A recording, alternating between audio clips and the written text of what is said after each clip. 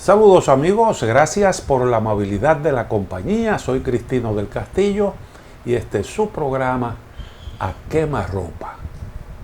En toda nuestra región latinoamericana crecen las inquietudes de forma simultánea, porque nuestra región está siendo afectada por problemas comunes. Entonces usted se encuentra con inconformidades que se traducen en manifestaciones sociales en países como Chile, como Colombia, como el caso de Uruguay, en donde el pasado jueves hubo una convocatoria a un paro de 24 horas por parte de las principales organizaciones laborales de ese país, en contra del hambre, en contra del desempleo. Esas eran las consignas, y en contra del programa de ajuste del gobierno.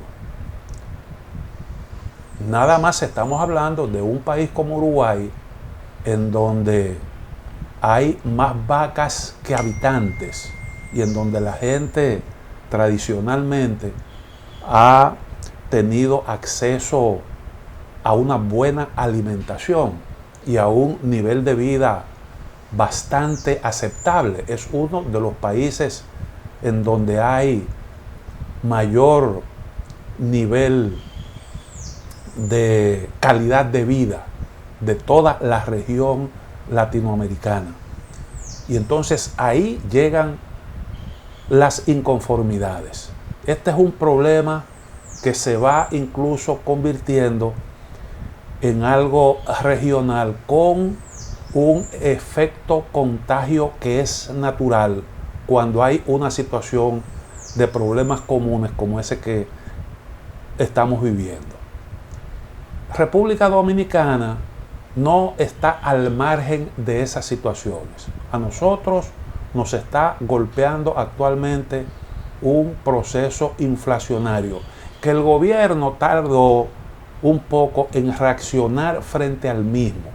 Algo similar a lo que ocurrió con la última oleada de contagio que nos ha afectado. Fueron los medios de comunicación los que se encargaron de llamarle la atención al gobierno, que estaba un poco reacio a endurecer las medidas por las implicaciones económicas que todo esto tiene. Algo que también se puede entender, pero que tú tienes que ponderar para evitar que una situación te afecte a la otra y que entonces, como consecuencia de eso, se te pueda escapar de las manos el control de la situación del país. Y yo digo que ocurrió algo parecido en lo que tiene que ver con el incremento en los precios, porque los medios de comunicación reportaban incrementos, y en medio de esa oleada de incrementos el gobierno tomó una decisión que no fue correcta, porque dejó sin efecto un subsidio que se había aprobado para evitar el incremento en los precios del pan. Y un poco como que el asunto era a minimizar la importancia de los incrementos en los precios de los artículos de primera necesidad. Y hubo un gran ruido en torno a este tema a nivel de los medios de comunicación, y el gobierno finalmente terminó reaccionando como se esperaba con respecto a un problema de esta naturaleza. Esto es importante, sobre todo cuando se trata de un tema como este. Yo estuve viendo en el Financial Times recientemente un trabajo sobre el aspecto psicológico del incremento en los precios. Y yo quiero compartir con ustedes un par de párrafos de este trabajo para que ustedes vean por qué digo que el gobierno un poco tardó en reaccionar. Dice el trabajo, calzado con la firma de Gillian Tett, repito, Financial Times. El trabajo lleva por título "Cómo controlar la inflación.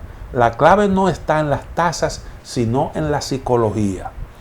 Y dice el autor del trabajo: hace un cuarto de siglo, el economista Robert Shiller, galardonado con el premio Nobel, organizó un estudio basado en encuestas sobre la percepción de la inflación por parte de los consumidores.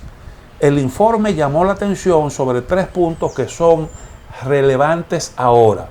En primer lugar, la gente común no ve los precios como los economistas. Lo que importa son las emociones, no solo los datos económicos.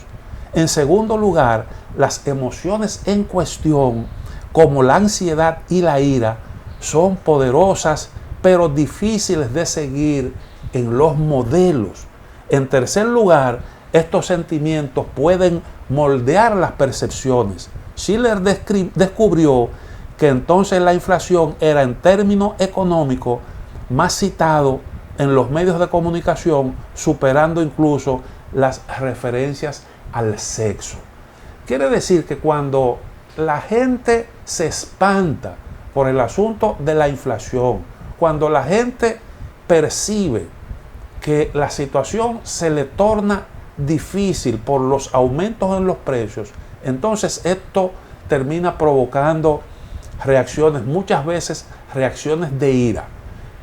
Cuando le preguntaron al señor Macarrulla en su última comparecencia, cuando tocó el tema de la reforma fiscal, y más adelante tocaremos un poquito esas declaraciones, y concretamente el entrevistador le preguntó si no temía que la realidad en República Dominicana se fuera de las manos al enfrascarse en el gobierno en una reforma fiscal en medio de una espiral inflacionaria. Él dijo que no eran situaciones, la situación de Dominicana no era comparable con la de Venezuela, y que además el gobierno había aprendido mucho de la situación colombiana y además de eso de la situación de otros países. O sea, lo que le preguntaron tenía que ver con Colombia específicamente.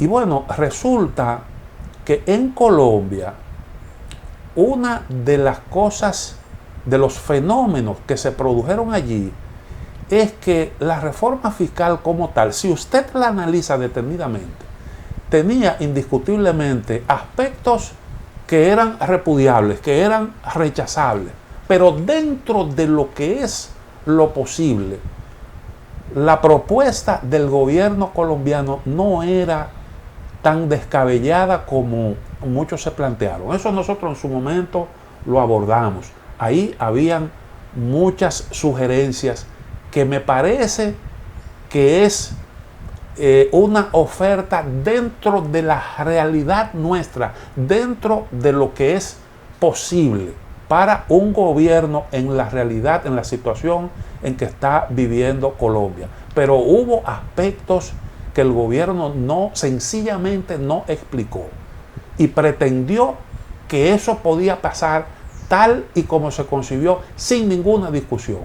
Y ahí sencillamente se equivocó, porque la percepción fue muy, pero muy poderosa por el ruido de algunas de las medidas que se incluyeron ahí, que incluso algunas fueron distorsionadas o no debidamente ponderadas. Quiere decir, los factores económicos, los psicológicos, factores extraeconómicos muchas veces tienen una incidencia importantísima. Y eso ocurre cuando usted a veces no reacciona a tiempo, o cuando no da las explicaciones del lugar, cuando usted no socializa lo que tiene que socializar. Y yo creo que el gobierno, con respecto a los incrementos de precios, reaccionó de forma tardía, porque además algunos incrementos también te crean el ambiente para que los especuladores intenten aprovechar la situación y para que entonces se cree un ambiente que entorpezca el normal desenvolvimiento de las actividades económicas. Entonces, con respecto a esto, hay que tener sumo cuidado. El gobierno finalmente, como decía, reaccionó. Tenemos una situación de inflación que está afectando distintos países. Y ahí están los datos. Por ejemplo, Argentina tiene una inflación de 48.8%. En el caso de Argentina hay una situación que se mezcla con la pandemia y sus efectos sobre la economía, que es aquel problema con el que ese país viene lidiando, su deuda que se ha tornado de difícil manejo, complicada ahora con el asunto del COVID-19. Y ese es un problema que afecta y que hace que la inflación sea tan alta en ese país, 48.8%. Haití, al mes de enero de este año, Haití, recuerden que no tiene una estadística actualizada, pero se habla de una inflación al mes de febrero, corrijo, de 17.9%, casi 18%. En un país como Haití, eso realmente es una muy, pero muy mala noticia. Luego, en tercera posición, está República Dominicana con una inflación anualizada de 10.5%. Brasil, 8.1%. Uruguay, 6.6%. México, 5.9%. Guatemala, 5.2%. Jamaica, 5%. Estados Unidos se estaba viendo ahora en Bloomberg ayer, pues se habla de una inflación también del 5%. Honduras 4.8%, Nicaragua 4%, Paraguay 3.7%. Es decir, la inflación en nuestra región, los distintos países, pues se deja sentir. Y este es un tema importante porque aquí se están combinando problemas diferentes. Por ejemplo, tenemos inflación, tenemos desempleo, tenemos también déficit que plantea la necesidad de incrementar los ingresos del gobierno para hacerle frente a gastos crecientes. En el caso de República Dominicana hay otro factor que agrava el problema, que es la necesidad de usted de alguna forma amortiguar el impacto de la inflación, porque el gobierno ahora mismo ha anunciado que absorberá, o por lo menos verá la posibilidad de absorber el incremento en los precios de algunos artículos de primera necesidad, sobre todo el pan, que es en la dieta del dominicano algo fundamental, porque el pan tú no lo tienes que cocinar, el pan viene listo para el consumo, tú no necesitas prender estufa ni nada por el estilo, simple y llanamente, así como viene listo para el consumo y tú lo puedes acompañar con algo, o simple y llanamente consumirlo con algún jugo, como hacen en algunas familias de muy bajos ingresos, o con algún chocolate, o acompañarlo con algún huevito, algún pedazo de salami o lo que sea. Es un alimento esencial. Entonces el gobierno se está planteando eso, pero entonces también ahí viene el problema de cómo hacer sostenible el gasto del gobierno, incluyendo eso, hasta dónde se puede mantener, de dónde van a aparecer los recursos para hacerle frente a todas estas necesidades. Bueno, finalmente, decíamos, el gobierno reconoce que hay un problema que tenemos ahí, ya se le está dando una explicación porque algunos funcionarios estaban poniendo mucho acento en la especulación, cuando la verdad es que eso no es un producto de especulación, sino de otros factores. Nosotros aquí lo señalamos. ¿Cuáles son las causas que el gobierno ha reconocido que son exógenas? la mayoría de esas causas que no dependen del gobierno, que son el producto de factores externos, bueno, se reconoce el incremento de las materias primas, factores adversos en los medios de transporte internacionales, vía flete y el movimiento de precios que se refleja en el aumento de la demanda agregada mundial. Hay un incremento de esa demanda porque hay mucho dinero que se ha puesto en circulación. Entonces, en el mercado local, según admitió el ministro de Economía, Planificación y Desarrollo, aumentaron el pollo fresco 22.4%, los aceites 25%, la harina de maíz 16%, la carne de cerdo 22.9%, la harina de trigo 7.8% y el pan 0.9%. En el mercado internacional, en este mismo periodo, el petróleo aumentó 53.7%. Además de que las materias primas como la soya presentaron un incremento de 74%. El aceite de soya de 119.9%, el maíz de 113.2% y el trigo 37.7%. El flete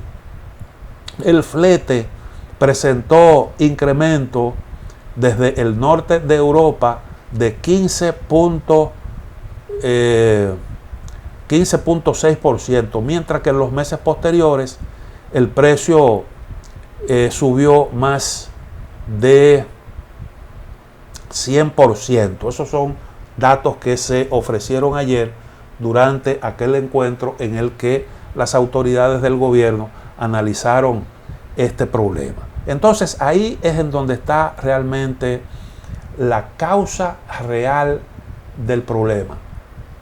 Lo de la especulación es probable, como siempre se ha dicho, que alguno que otro desaprensivo intente aprovechar la coyuntura, pero eso no es el aspecto fundamental.